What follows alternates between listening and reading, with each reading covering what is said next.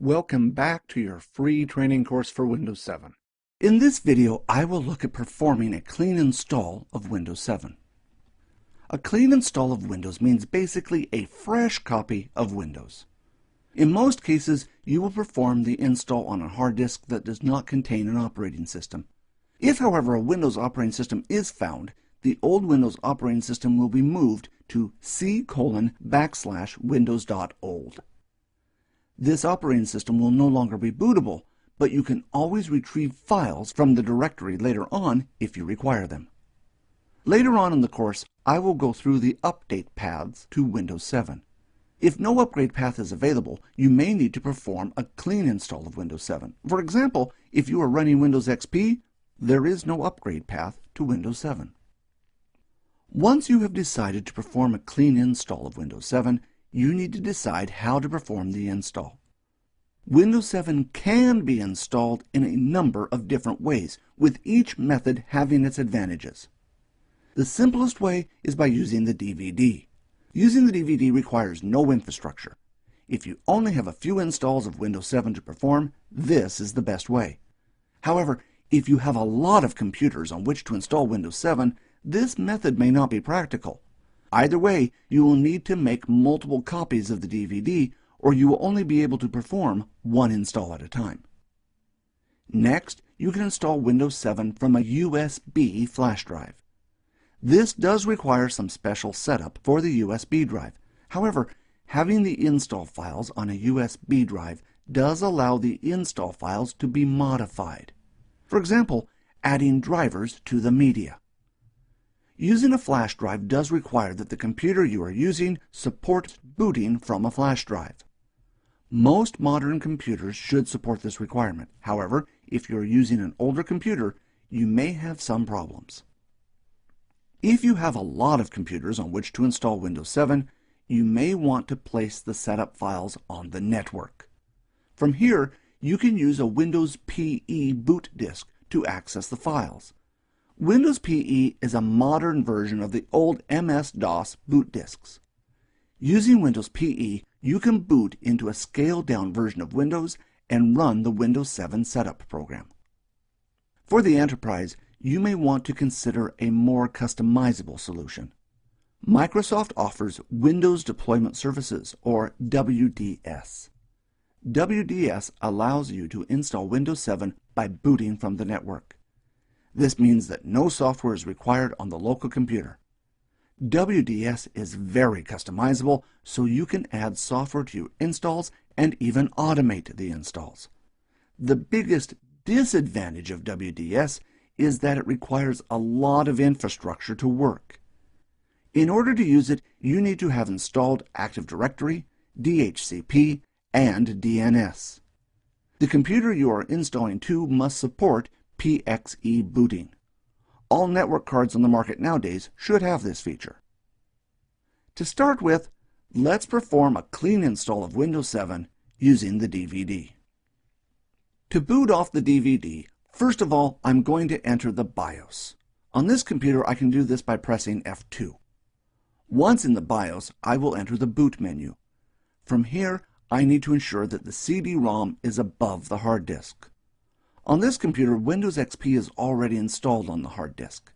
If I don't change this option, Windows will automatically boot off the hard disk and start Windows XP.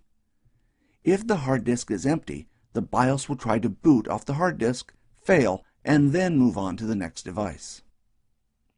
Once I have made the change, I can exit the BIOS knowing next time the computer boots up, it will first boot off the DVD. Notice on this BIOS, I also have the option to press Escape to enter the boot menu.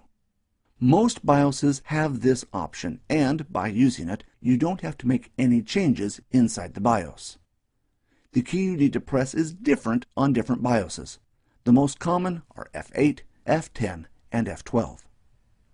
If an operating system is detected on the hard disk, you will get a prompt saying press any key to boot from CD or DVD.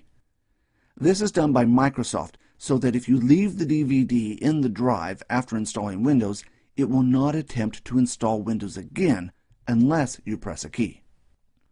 Windows will now boot into Windows PE, a scaled-down bootable version of Windows, which is used to run the setup program.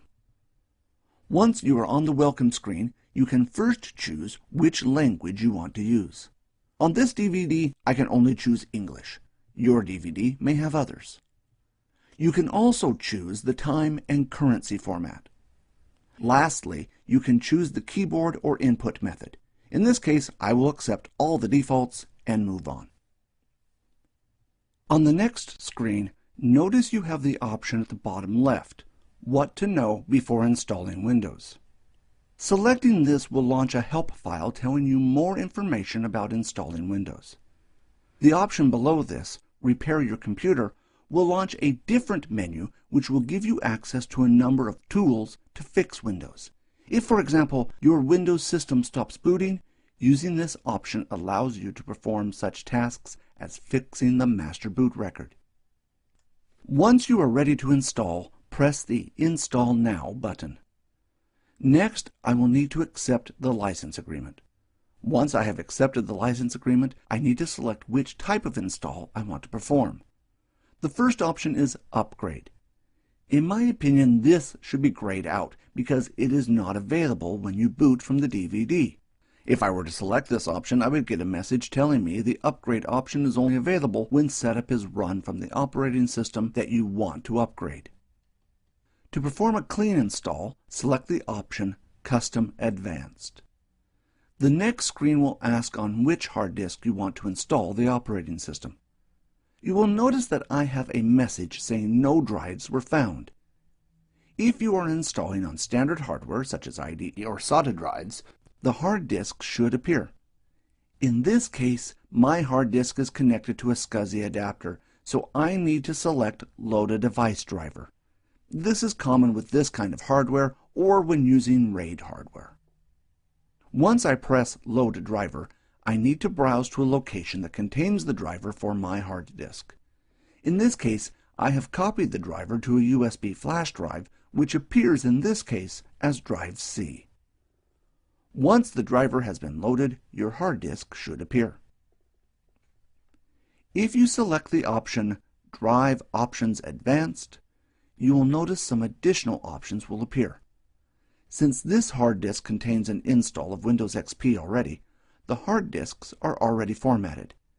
If I wanted to partition the hard disk, that is, use only part of the hard disk for the operating system and then leave some space to be used later, I could perform this using these options. If I select Disk 1 Partition 1 and press the Next button, you will notice that I will get a message stating a previous operating system will be moved to C:\Windows.old. Once I press OK, the install will start. Depending on the speed of your system, the process may take anywhere up to 30 minutes, if not longer. Even though Microsoft has done a lot to speed up the process of installing a new operating system, I'm sure you don't want to wait that long, so I have sped up the process. You will notice now that you will get a prompt asking you to reboot. On some installs of Windows 7, the system may reboot a few times during the install. Microsoft has tried to reduce the number of reboots required during the install, so hopefully you won't get too many. On this computer, the system will reboot twice before the setup files are all copied over. Once the reboots are complete, Windows will start up and start running some performance tests. Windows will test your system and your video card before asking you to enter in a username and a computer name. The username you enter here will become an administrator on the local system. On the next screen, I need to enter in a password for the user. With Windows 7, you now have the option to enter in a password hint. This should be something to jog your memory if you forget your password. On the next screen, you can enter in a product key for Windows. Without the product key, Windows will operate for 30 days before it will change to reduced function mode. In reduced function mode, you only have enough functionality to enter in a product key and activate Windows, but not much else. The tick box Automatically Activate Windows when I am online will automatically activate Windows 7 3 days after you log on for the first time. I normally deselect this option in case something goes wrong. Without this option ticked, you have 30 days to get Windows 7 working correctly. If you need to reinstall Windows before then, you can do so without penalty. On the next screen, you can decide how Windows updates will be installed. I will select the recommended settings, but this can be changed at any time. On this screen, you can set the time zone and the date. A lot of security in Active Directory and the Internet relies on the time being set correctly, so you should change it here if it is not correct. After you set the time, Windows will configure your desktop and your new Windows 7 system is ready to go. If I open Windows Explorer, you can see in the C drive the directory windows.old. Since Windows XP was installed on this system before I started the clean install, it has been moved into this directory. It will not be bootable, but you can go into this directory and copy any files that you need. Once you no longer need the files, they can be deleted. This concludes how to perform a clean install of Windows 7. In the next video, I will look at different ways to install Windows 7 and how to dual boot your system. That is, how to install more than one operating system on the same computer.